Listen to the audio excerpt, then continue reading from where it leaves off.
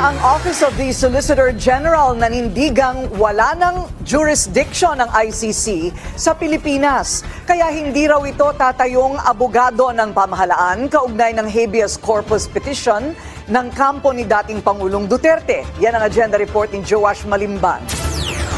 Humihiling ng recusal o tumanggi si Solicitor General Menardo Guevara na irepresenta sina Interior Secretary John Vic Remulla, Executive Secretary Lucas Bersamin, PNP Chief Romel Marbil, CIDG Director Nicolas Torre III, Immigration Commissioner Norman Tansinco, Foreign Affairs Secretary Enrique Manalo, AFP Chief of Staff General Romeo Bronner at iba pang opisyal sa petisyong inihain ng magkakapatid na Duterte. Ayon sa isang manifestation and motion na inihain ng OSG ngayong araw, hindi raw nararapat na irepresenta ng kanilang tanggapan ang mga respondent kahit na top government officials ang mga ito.